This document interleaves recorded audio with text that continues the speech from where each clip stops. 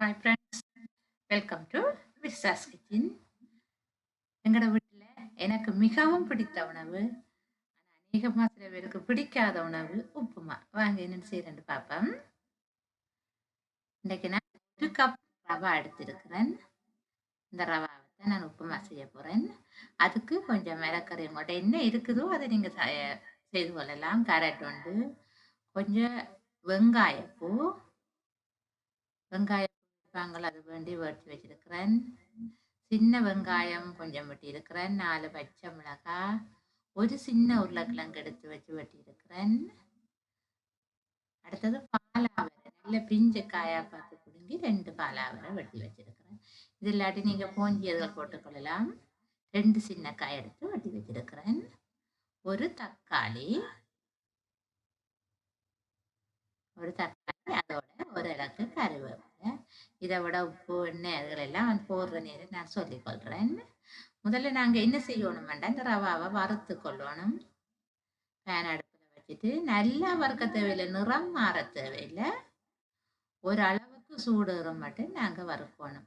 இட்டலிக்கும் நீங்க அவிக்க நிறம் மாற மட்டும் அவிக்காதீங்க. இட்டலி நிறம் இல்லாம போயிடும், பிறகு வெள்ளை இல்லாம மஞ்சளா வந்துடும். நிறம் மாறாம வச்சுக்கொள்ளணும். அதே மாதிரி உப்புமா செய்யறதுக்கும் நிறம் மாற தேவையில்லை, ஒரு அளவுக்கு சூடு பிடிக்கும் மட்டும் வறுத்து கொள்ளணும். ஒரு 5-6 நிமிடங்கள் வறுத்தாலே போதுமானது. நான் இறக்கிட்டு மிச்சம் மிளகறிகளை பொரிக்கிறதுக்காக ஒரு கொஞ்சம் எண்ணெய், நிறைய எண்ணெய் ஊத்தாதீங்க. சில பேர் எல்லாத்தையும் எண்ணெயில பொரிச்சு எடுத்து போடுவாங்க, அது உப்புமா எண்ணெய்மயமா இருக்கும். நான் 2 தேக்கரண்டி எண்ணெய் ஊற்றி இருக்கிறேன். இந்த எண்ணெய் சூடாகட்டும். கொதிச்ச பிறகு முதல்ல கொஞ்சம் கடுகு போட்டுக்கொள்ளுங்க. கடுகு போட்ட டேஸ்ட் கூடுதலா இருக்கும். கடுகு வெடிக்கும் மட்டும் கொஞ்சம் விடணும். கடுகு போடுவோம். நாங்க சாப்பாடுல கூடுதலா இந்த எண்ணெய்களை தவிர்க்கணும். ஆகவேதான் இன்றைக்கு நான் இப்படி செய்யறேன். பொரிச்சு போட்டீங்கன்னா முழு எண்ணெயும் நிறைய எண்ணெய் பிடிக்கும், அதால வருத்தம் பாருது கூடுதலா இருக்கும். எனவே எண்ணெய்களை குறைச்சு கொள்ளுங்க. பாருங்க, கொஞ்சம் கடுகு பொரிய துவங்கிட்டு நான் கொஞ்சம் பெருஞ்சீரகம் போடுறேன். பெருஞ்சீரகம் பொரியட்டும். கடுகும் ஜீரகம் போட்டுக்கிறேன். பெருஞ்சீரகம் கொஞ்சம் பொரிஞ்சு வரைக்கும் வெங்காயம், பச்சை மிளகாய் ரெண்டையும் போட்டுக்கொள்ளுவோம். பச்சை மிளகாய் கொஞ்சம் போடுங்க, ஏனெண்டா இந்த ரவாக்குரிய உரைப்பு தன்மையை தரப்போறது எங்களுக்கு இந்த பச்சை மிளகாய். அதால 4 பச்சை மிளகாய் கிட்ட எடுத்திருக்கிறேன். நீங்க கறியோட அப்படி ஏதாவது முட்டை பொரிச்சு அப்படி சாப்பிட்றதா இருந்தா பிரச்சனை இல்லை, நாங்க சும்மா தான் சாப்பிட போறோம், அதால பச்சை மிளகாய் போட்டுக்கிறேன். அடுத்தது சின்ன சின்னதான் வெட்டி வச்சிருக்கிறேன், அதால கொஞ்சம் கெதியா அவிஞ்சிடும். உருளைக்கிழங்கு போட்டுக்கொள்ளுவோம். உருளைக்கிழங்கையும் கரண்டையும் போட்டுக்கொள்ளுவோம். குடமிளகாய் இருந்தா நீங்க போடலாம். வேற ஏதாவது மிளகறிகள், பூஞ்சிக்காய் அப்படி என்ன இருந்தாலே நீங்க கோவா பயன்படுத்தலாம். இது கொஞ்சம் கரட்டு உருளைக்கிழங்கும் கொஞ்சம் வன்மத்தன்மையானதால நான் முதலில் போட்டுட்டேன். இது கொஞ்சம் பொரியட்டும் அந்த எண்ணெயில. அடுத்தது உருளைக்கிழங்கு, கேரட் எல்லாத்துல இருந்தும் தண்ணி வரும். அந்த தண்ணியே அவிய காணும். நாங்க இதுக்கு அவியறதுக்கு தண்ணி விடத்துல நான் கருவேப்பிலையை முதல்ல போட்டிருக்கணும், மறந்துட்டேன், அதாலதான் இப்ப போடுறேன். வெங்காயம் போடையில கருவேப்பிலையை போட்டுக்கொள்ளுங்க. அது கொஞ்சம் பொரிஞ்சது வரைக்கும் இந்த பாலாவரை, இந்த மிச்சம் மிளகறியெல்லாம் போட்டுக்கொள்ளுவோம். தக்காளியில இருந்து தண்ணி வரும். தக்காளி இந்த தண்ணியை இதை அவியறதுக்கு காணும். வெங்காயப்பூ, வெங்காயம் தண்டு, பூவை வெட்டி எறிஞ்சிட்டு தண்டு எடுத்து வச்சிருக்கிறேன். இவ்வளத்தையும் இருக்க நாங்க அப்படியே கலந்துட்டு இதுக்கு தக்கினா உப்பை போடுவோம். அப்புறம் தண்ணி ஊற்றினா பிறகு ஒருக்கா உப்புன்ற டேஸ்ட் பார்க்கணும். உப்பு குறைவா இருந்தா நாங்க பிறகு போட்டுக்கொள்ளலாம்.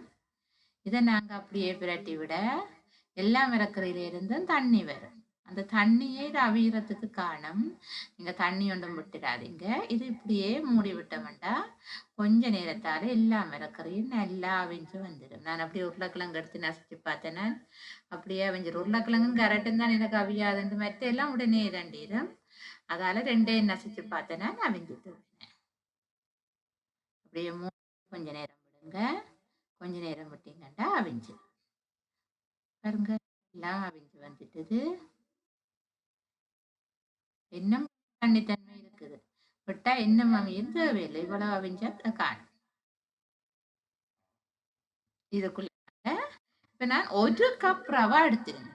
அந்த 1 கப் ரவாவுக்கு அதே கப்பால நீங்க 1½ கப் தண்ணி விடுங்க. கூட தண்ணி விடாதீங்க. குறைவா விட்டாலும் உங்களுக்கு அவியாத மாதிரி ரவா சொரசொரப்பா வரும். அதால 1 கப் ரவா எடுக்க என்னத்தால நீங்க அளந்தெடுத்தாலும் 1 எடுத்தா அதுக்கு 1½ தண்ணி விடுங்க போதும். இங்க பயப்பட தேவையில்லை. தண்ணி காணா வந்துடும், தண்ணி கூடிருமெண்டெல்லாம் பயப்பட தேவையில்லை. 1 கப் ரவாக்கு 1½ கப் தண்ணி. இப்ப நாங்க இதுக்கு உப்பு பார்க்கலாம். அல்லது கொதிச்ச அப்புறம் நாங்க பார்த்து கொள்ளலாம்.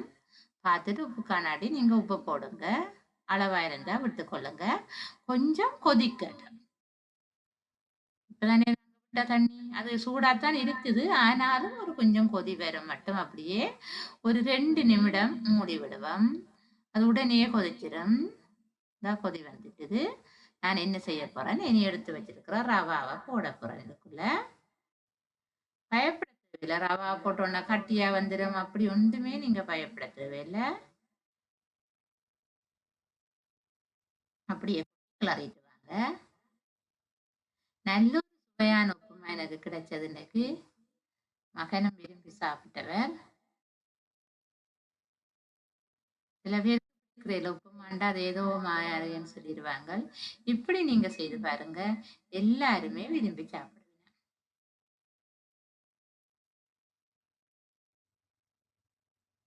ஃப்ரெண்ட்ஸ், இதுவரைக்கும் நீங்க என்னோட சேனலை சப்ஸ்கிரைப் பண்ணாட்டி சப்ஸ்கிரைப் பண்ணிக்கொள்ளுங்க.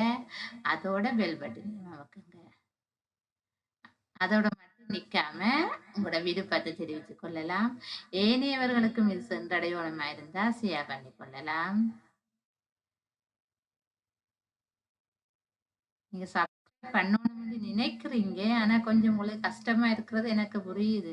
சில பேர்ட்ட ஐபோன்ல செய்ய இயலாம இருக்கும், அப்படி இருக்கும். எனக்கு கொஞ்சம் ட்ரை பண்ணி செய்யுங்க. பாருங்க உப்புமா ரெடியா வந்துட்டுது. இவ்வளவு வருது உப்புமா. நல்ல டேஸ்டா இருந்தது. எனக்கு எடுத்து போட்டு ஒரு ரே ஒன்றில் அப்படியே அடிச்செடுக்க போறேன்.